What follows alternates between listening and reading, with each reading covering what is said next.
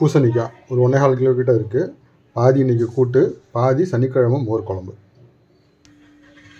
குக்கரில் ஒரு கைப்பிடி துவரம்பருப்பு, ஒரு கைப்பிடி கடலைப்பருப்பு வாஷ் பண்ணிவிட்டு ஒரே ஒரு விசில் தான் வைக்க போகிறோம். வெந்திருக்காது, பாதி தான் வெந்திருக்கும். ஒரே ஒரு விசில் பண்ணிவிட்டு ஓப்பன் பண்ணிப்போம்.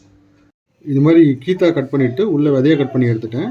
தோல் பார்த்திங்கன்னா கொஞ்சம் கனமாக இருக்கும், அதனால் கத்தியை வச்சு கீத்தா கட் பண்ணிவிட்டு இப்படி கட் பண்ணி தோல் எடுத்துட வேண்டியது தான். கட் பண்ணிவிட்டு பீசஸை வந்துட்டு கொஞ்சம் பெரிய பீஸாக போட்டுக்கலாம். ஏன்னா இது வச்சு ஒரு விசிலே வெந்துடும். ரொம்ப சின்னதாக போட்டால் குழஞ்சிரும், பூசணிக்காயோட டேஸ்ட்டு தெரியாது. கொஞ்சம் பெரிய பீஸாக போட்டுக்கலாம். பூசணிக்காய் கட் பண்ணியாச்சு. ஒரு பச்சை மிளகாய் கீறி வச்சுருக்கேன். 4 பல்லு பூண்டு தட்டியிருக்கேன். இந்த பூண்டு முழுசாக போடுங்க, இல்லை தட்டி போடுங்க, கட் பண்ணி போடாதீங்க, அது நம்ம பழக்கம் இல்லை.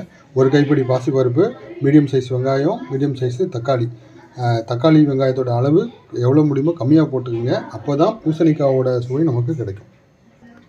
கடலைப்பருப்பு, துவரம்பருப்பு ஜஸ்ட் ஹையில் வச்சு ஒரே விசில் தான் வச்சுருக்கிறேன். பாதி வெந்திருக்கும், அவ்வளோதான். இப்போ இதில் எல்லாத்தையுமே ஆட் பண்ணிவிடுவோம்.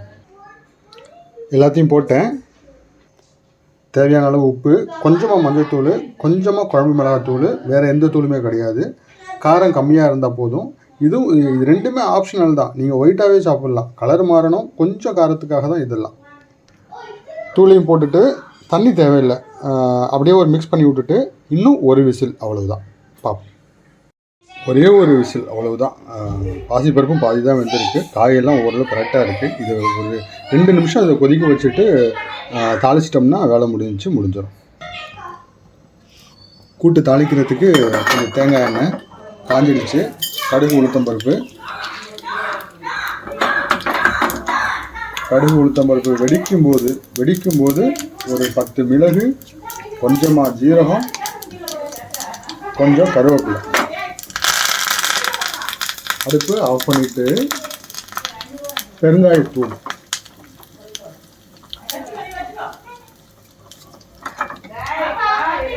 அவ்வளோதான். தாளிச்சாச்சு. இதை போட்டு மிக்ஸ் பண்ணிவிட்டு கொஞ்சம் நேரம் கழித்து இறக்கி விட்டுடலாம். அவ்வளோதான், முடிஞ்சு.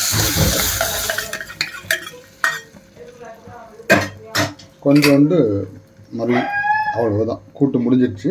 ஆஃப் பண்ண வேண்டிய, அப்படியே ஆஃப் பண்ணாலும் ஆஃப் பண்ணிக்கலாம், இல்லை கொஞ்சம் மிக்ஸ் பண்ணிவிட்டு இந்த முழுசாக இருக்கிற பருப்பு ஓரளவுக்கு கரையிற வரைக்கும் வச்சுட்டு ஆஃப் பண்ணிக்கலாம்.